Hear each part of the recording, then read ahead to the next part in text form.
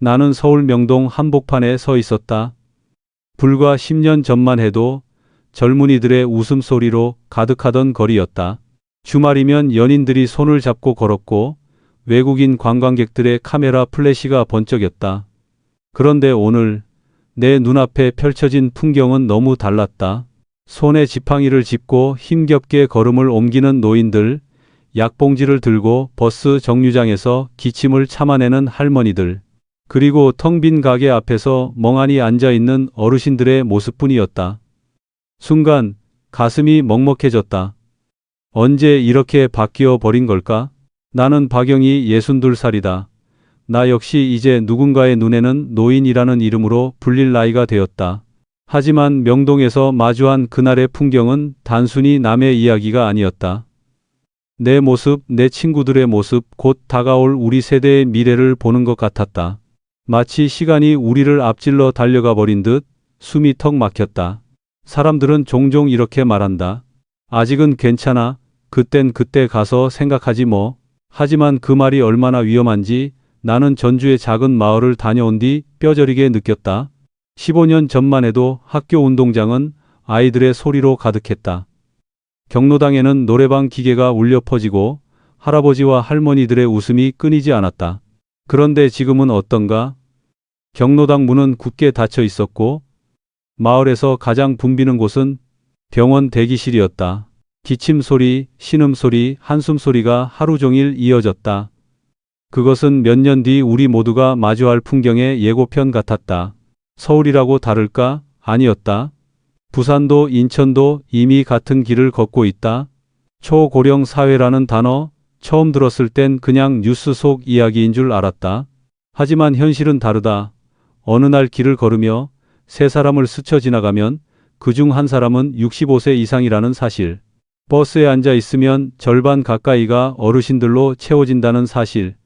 이게 먼 미래가 아니라 바로 지금 우리 눈앞에서 벌어지고 있는 일이다. 더 무서운 건 속도였다. 일본이 이 길에 도달하는데 36년이 걸렸지만 우리는 26년 만에 도착했다. 세계에서 가장 빠르게 늙어가는 나라. 나는 이 말을 듣는 순간 등줄기를 타고 차가운 바람이 훑고 지나가는 듯했다.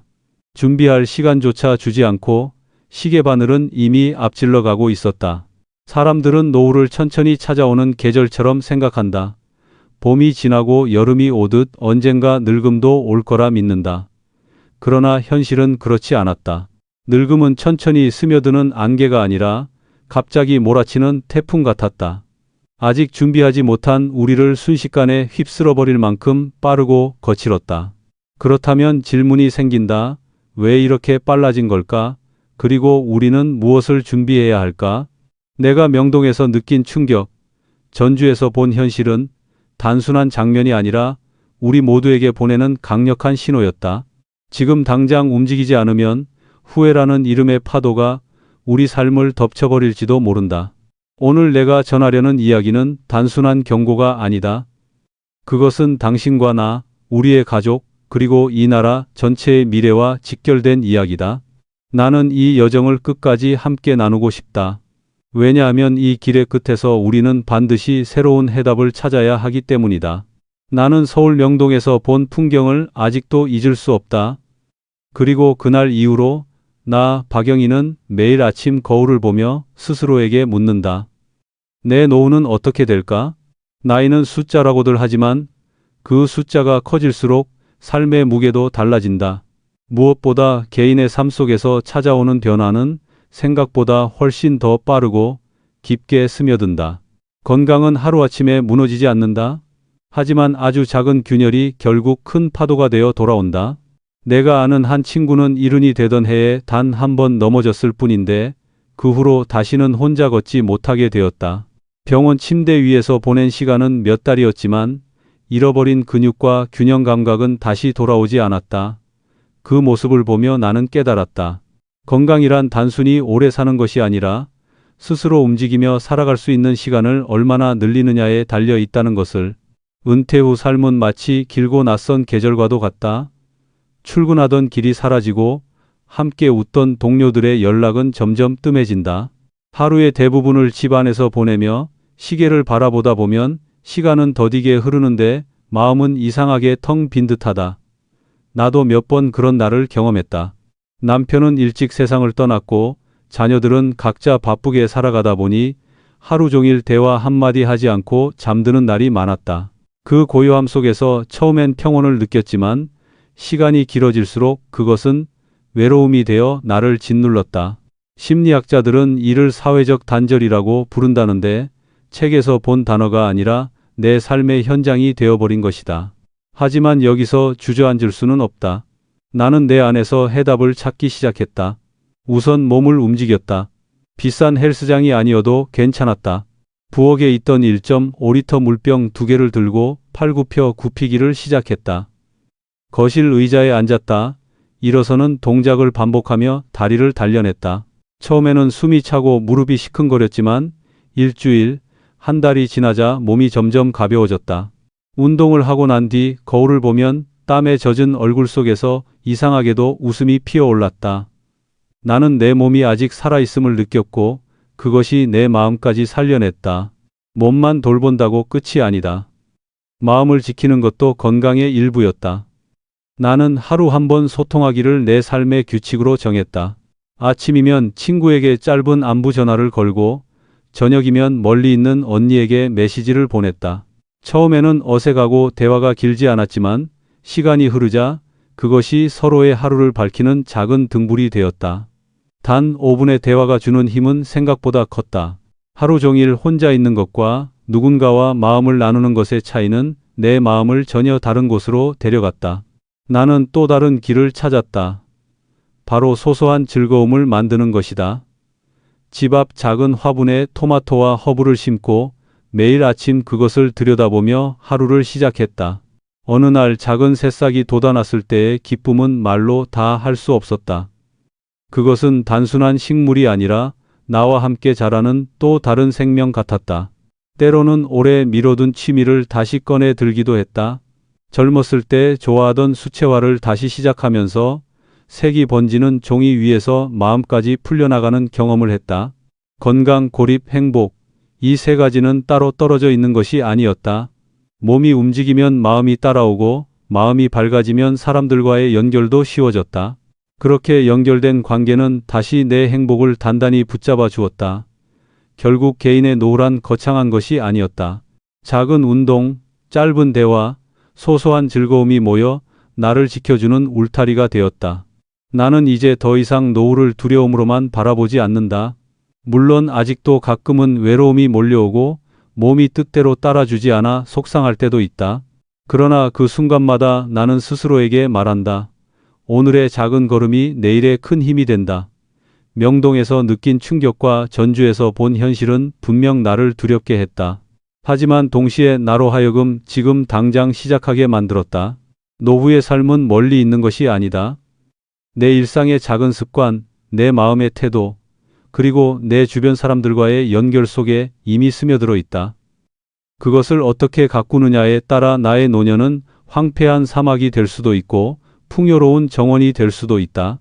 나는 오늘도 물병을 들고 짧은 전화를 걸며 작은 화분을 바라본다. 이 사소한 행동들이 내 미래를 바꾸고 있음을 믿는다. 그리고 그 믿음이 나의 노후를 더 단단하게 지켜줄 것이다. 나는 종종 가족이라는 단어를 떠올릴 때마다 따뜻한 울타리 같은 이미지를 떠올리곤 했다. 하지만 동시에 그 울타리 안에서 가장 치열한 갈등이 일어날 수 있다는 사실을 나이 들수록 더 크게 느낀다. 나는 박영희 62살이다. 남편이 떠나고 난 뒤 자녀들과 가까스로 삶을 이어가고 있지만 내 주변에는 부모를 모시는 또래들이 많다. 그들의 이야기를 들을 때마다 마음이 무겁게 내려앉는다. 내 친구 선아는 치매가 온 어머니를 돌보느라 몇 년째 집과 병원을 오가고 있다. 형제들은 모두 바쁘다는 핑계로 발길을 끊었고 결국 모든 책임이 그녀에게 몰렸다. 처음에는 효심으로 감당할 수 있다고 생각했지만 시간이 지나자 삶이 무너져 내렸다. 경제적 부담은 물론 가족 관계마저 틀어졌다. 남편은 늘 지쳐있는 아내를 이해하지 못했고 아이들도 집안의 무거운 공기에 숨이 막힌다고 했다. 결국 선아는 눈물로 말했다.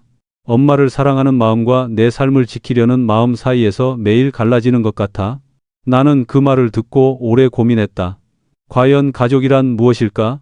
사랑이라는 이름으로 시작하지만 돌봄이란 현실 앞에서는 종종 갈등의 불씨가 되었다.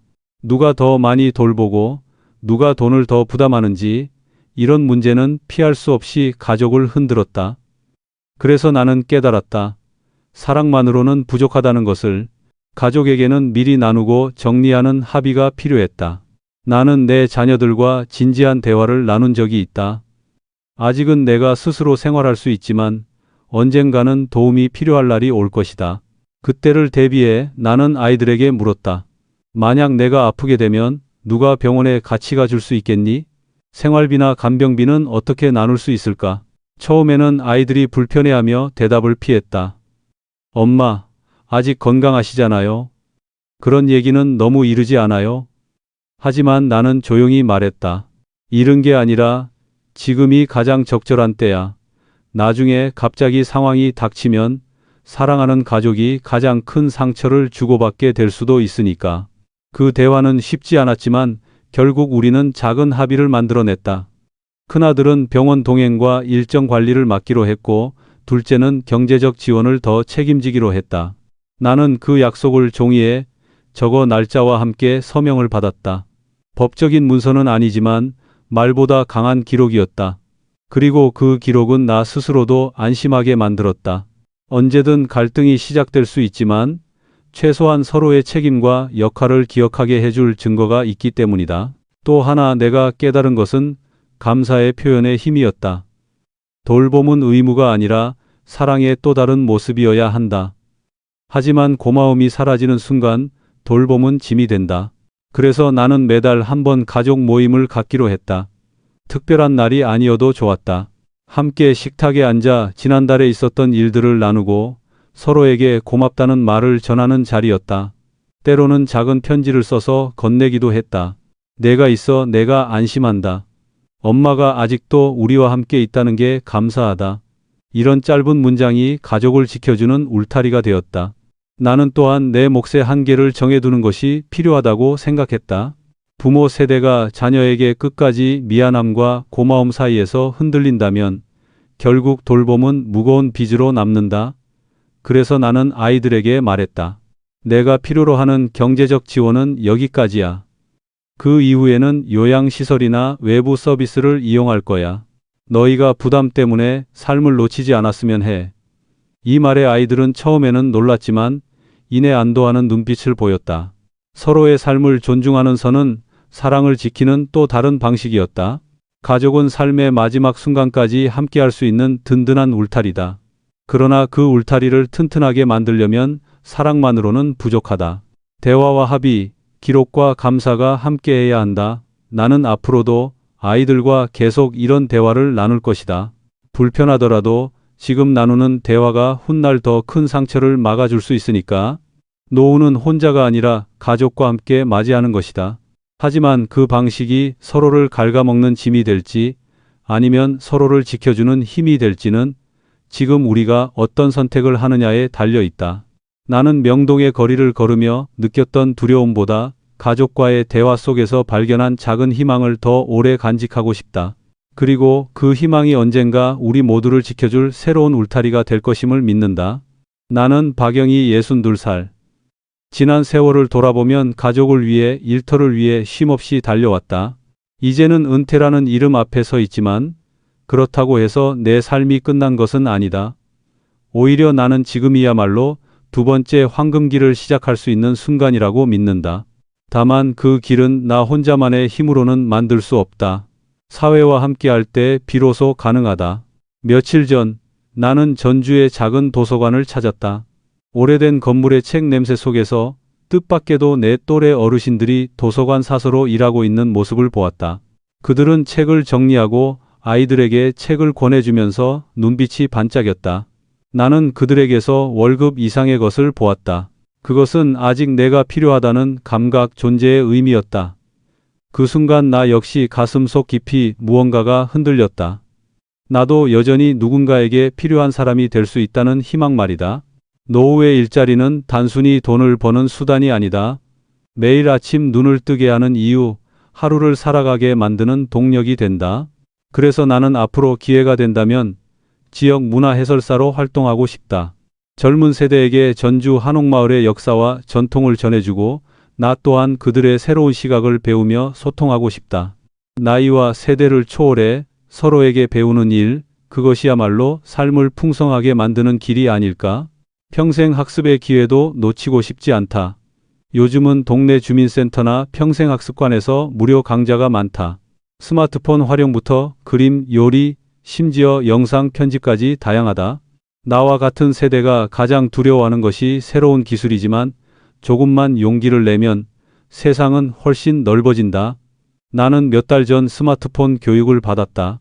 처음에는 손끝이 느려 강사에게 민망할 정도였지만 결국 온라인으로 병원 예약도 할 수 있게 되었고 손주와 영상 통화도 자유롭게 할 수 있게 되었다. 그 작은 변화가 내 삶의 자존감을 얼마나 높여주었는지 모른다. 배우는 즐거움, 그것은 나이를 잊게 만드는 마법과도 같다.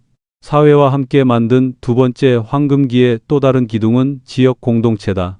나이가 들수록 가까움이 생명이 된다.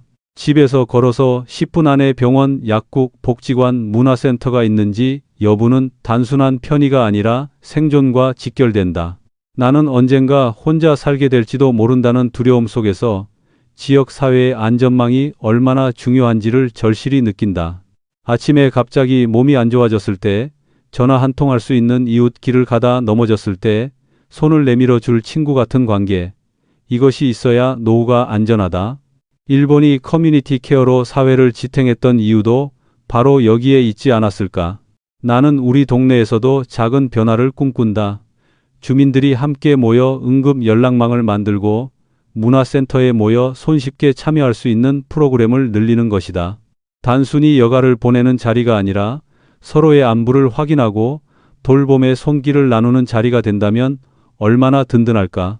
그렇게 서로가 서로를 지켜주는 사회, 그것이야말로 진짜 두 번째 황금기의 밑바탕일 것이다. 세대를 연결하는 일도 꼭 필요하다. 나는 손주 세대와 대화할 때마다 세상이 얼마나 빠르게 변하는지 실감한다. 하지만 그 차이는 갈등이 아니라 기회가 될 수 있다. 어르신들은 젊은이들에게 장인 정신, 전통 음식, 오래된 지혜를 나눌 수 있고 젊은이들은 우리에게 디지털 기술과 새로운 시각을 가르쳐 줄 수 있다. 나 역시 작은 모임에서 대학생들과 함께 봉사활동을 한 적이 있는데 내가 전해준 인생 경험을 진지하게 받아들이는 그들의 눈빛이 참 인상 깊었다. 그와 동시에 나는 그들로부터 스마트폰으로 영상을 편집하는 방법을 배웠다. 세대를 잇는 다리가 놓이는 순간 우리는 모두 더 넓고 풍성한 삶을 살게 된다. 이렇듯 사회와 함께하는 노후는 단순히 버티는 시간이 아니라 다시 시작하는 시간이다. 나는 여전히 누군가의 스승이 될 수 있고 이웃의 손을 잡아주는 동반자가 될 수 있으며 새로운 기술을 배우며 스스로를 발전시킬 수 있다. 그 과정에서 나는 더 이상 나이 든 사람이 아니라 경험과 지혜를 가진 한 사람으로 다시 서게 된다. 두 번째 황금기는 하늘에서 떨어지지 않는다. 그것은 사회 속에서 이웃과 함께 젊은 세대와 어깨를 나란히 할 때 비로소 주어진다. 나 박영희는 이제 더 이상 과거의 영광을 그리워하지 않는다. 오히려 앞으로 올 시간을 기대한다. 왜냐하면 내 두 번째 황금기는 혼자가 아닌 우리 모두가 함께 만들 것이기 때문이다. 나는 박영희 62살. 요즘 거울을 볼 때마다 느낀다. 세월이 얼굴에 남긴 흔적은 숨길 수 없지만 그것이 곧 나의 무기력이나 끝을 의미하는 것은 아니라는 사실을. 사람들은 흔히 늙는다는 것을 쇠퇴라고 말하지만 나는 이제 알겠다. 늙음은 단순한 퇴보가 아니라 성숙으로 가는 또 다른 길이라는 것을. 문제는 우리가 그 길을 어떻게 걸어가느냐에 달려 있다. 나는 가끔 어린 시절을 떠올린다. 할머니는 늘 마당에서 나물 손질을 하며 내게 말씀하셨다. 영희야, 늙는 건 배워야 하는 거란다. 그냥 흘러가는 게 아니라 준비하고 받아들여야 하는 거야. 그때는 그 말의 의미를 몰랐다. 그러나 지금은 가슴 깊이 새겨진다. 늙음은 단순히 시간이 쌓인 결과가 아니라 내가 매일 어떤 선택을 했는지의 합이다. 그래서 나는 나만의 노후 체크리스트를 만들었다. 첫 번째는 건강이다. 몸이 자유로워야 마음도 자유롭다. 단순히 오래 사는 것이 아니라 스스로 걸을 수 있고 손으로 밥을 할 수 있으며 친구와 차를 나눌 수 있는 시간을 늘려가는 것. 그것이 진정한 의미의 장수라고 나는 믿는다. 두 번째는 재정이다. 은퇴 후의 삶은 월급 없는 긴 장마와 같다. 준비 없이 맞으면 순식간에 젖어버린다. 그래서 나는 매달 필요한 최소한의 생활비를 계산하고 언제 어떤 돈을 꺼내 쓸지 구체적인 계획을 세웠다. 작은 불안이 마음을 잠식하지 못하도록 스스로 울타리를 세운 것이다. 세 번째는 기술이다. 세상은 점점 더 빠르게 변하고 있고 디지털은 피할 수 없는 현실이 되었다. 나는 여전히 느리지만 스마트폰으로 병원 예약을 하고 손주와 영상 통화를 하며 세상과 연결되는 연습을 한다. 배움에는 늦음이 없다는 것을 증명하고 싶다. 네 번째는 가족이다. 아무리 개인이 단단해도 가족과의 관계가 흔들리면 마음이 쉽게 무너진다. 그래서 나는 미리 대화하고 역할을 나누며 서로에게 고마움을 표현하려 한다. 마지막 다섯 번째는 사회다. 내 집 문 앞 10분 안에 도움의 손길이 있고 함께 웃고 일할 수 있는 이웃이 있을 때 노후는 비로소 안전하다. 이 체크리스트를 쓰는 과정은 단순한 계획 세우기가 아니었다. 그것은 내 삶을 다시 돌아보고 내가 앞으로 어떻게 늙어갈지 스스로에게 묻는 과정이었다. 나는 깨달았다. 늙음이 두려운 이유는 준비하지 않았기 때문이라는 것을.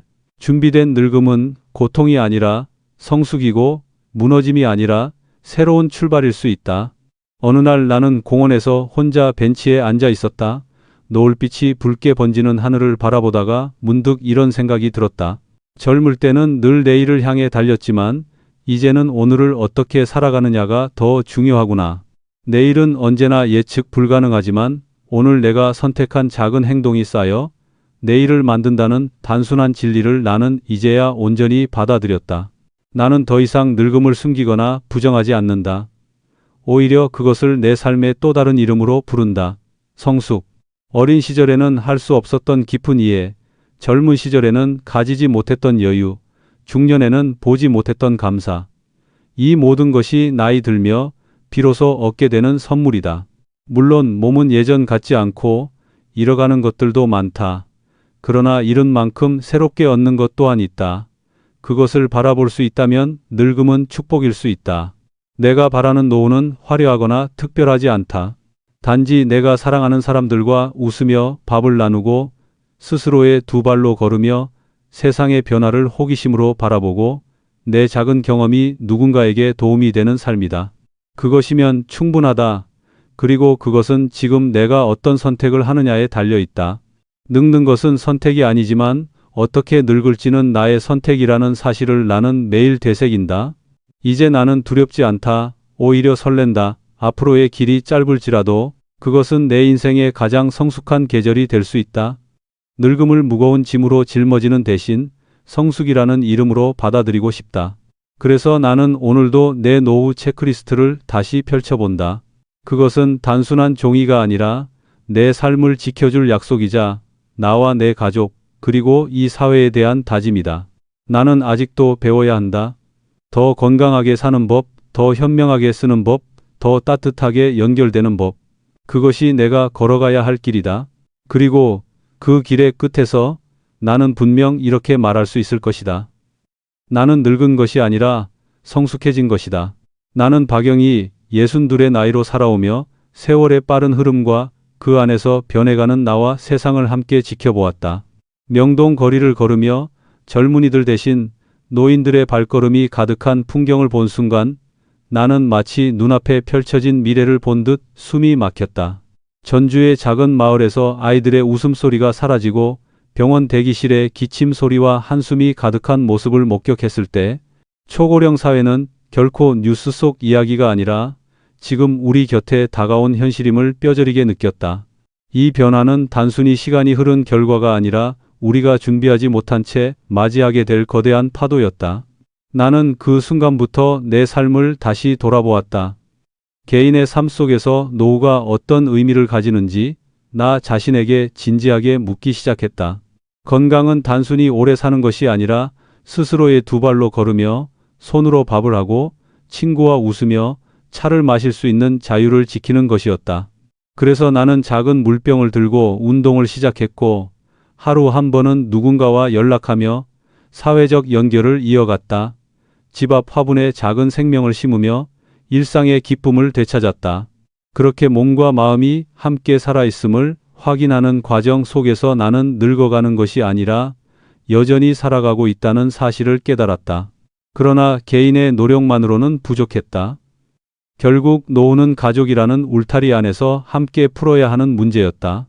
친구의 사례에서 보았듯 부모를 돌보는 일은 사랑만으로는 감당하기 어려운 무게였다. 그래서 나는 자녀들과 용기를 내어 대화를 시작했다. 언젠가 도움이 필요할 그날을 위해 미리 돌봄 계획을 세우고 역할을 나누며 문서로 남겼다. 그것은 불편한 대화였지만 결국 우리 가족을 지켜줄 약속이 되었다. 그리고 무엇보다 중요한 것은 고마움을 표현하는 일이었다. 돌봄은 의무가 아니라 사랑이어야 했기에 서로에게 감사의 말을 나누며 가족의 무게를 짐이 아닌 힘으로 바꾸려 했다. 그렇게 가족은 갈등의 불씨가 아니라 서로를 지켜주는 울타리가 될 수 있었다. 나는 또한 깨달았다. 나의 노후는 개인과 가족의 준비만으로는 완성될 수 없다는 것을. 사회와 함께할 때 비로소 두 번째 황금기가 열렸다. 전주의 도서관에서 나이든 사서들이 아이들과 책을 나누는 모습을 보며 나도 여전히 누군가에게 필요한 존재일 수 있다는 희망을 느꼈다. 지역사회에서 일하는 어르신들의 눈빛에는 단순한 월급이 아니라 존재의 의미가 담겨 있었다. 평생 학습의 기회 또한 내 삶을 넓혀 주었다. 스마트폰을 배우고 손주와 영상 통화를 하며 세상과 연결될 수 있다는 작은 변화가 내 자존감을 크게 높여 주었다. 지역 공동체와의 연결은 또 다른 힘이었다. 집에서 걸어서 10분 안에 병원, 약국, 복지관, 문화센터가 있는지 여부는 단순한 편의가 아니라 삶의 안전망이었다. 그리고 세대를 이어주는 교류는 노후를 더욱 풍성하게 만들었다. 어르신이 젊은이에게 전통을 가르치고 젊은이는 디지털 기술을 알려주며 서로의 삶을 채워주는 과정에서 나이의 벽은 허물어졌다. 나 역시 봉사활동에서 대학생들과 함께하며 그들의 열정과 나의 경험이 만나 더 큰 가치를 만들어낼 수 있음을 확인했다. 사회와 함께할 때 늙음은 무거운 짐이 아니라 새로운 기회가 되었다. 이 모든 경험 속에서 나는 한 가지 결론에 도달했다. 늙는 것은 누구도 피할 수 없는 과정이지만 어떻게 늙을지는 전적으로 우리의 선택에 달려 있다. 나는 이제 늙음을 두려움으로 바라보지 않는다. 오히려 성숙으로 받아들이고 싶다. 건강을 지키며 재정을 계획하고 새로운 기술을 배우며 가족과 대화를 이어가고 사회와 연결될 때 노후는 더 이상 외로운 겨울이 아니라 성숙한 계절이 될 수 있다. 나는 내 삶의 마지막 계절을 가장 깊고 아름다운 시간으로 만들고 싶다. 그래서 매일 나의 노후 체크리스트를 펼치며 작은 실천을 이어간다. 그것이 내 삶을 지켜주고 내 가족을 편안하게 하며 사회와 나를 연결하는 다리가 되기 때문이다.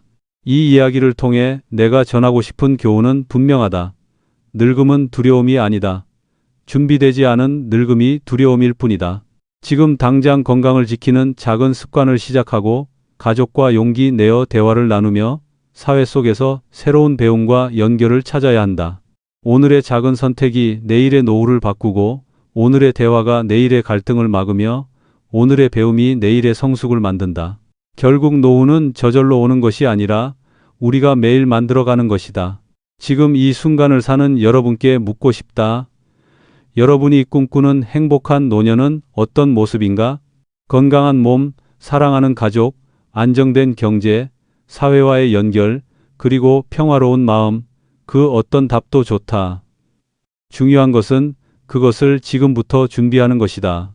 준비 없이 흘려보내는 하루가 쌓이면 후회의 노년이 되지만 오늘의 한 걸음이 쌓이면 성숙한 노년이 된다. 이 이야기가 마음에 와닿았다면 그리고 여러분이 언젠가 반드시 마주할 그 시간을 지금부터 준비하고 싶다면 저희 채널을 구독해 주시길 부탁드린다. 여러분의 작은 클릭이 더 깊고 따뜻한 이야기를 이어갈 수 있는 큰 힘이 된다. 앞으로도 여러분의 삶에 도움이 될 좋은 콘텐츠로 함께하겠다. 구독과 좋아요, 그리고 주변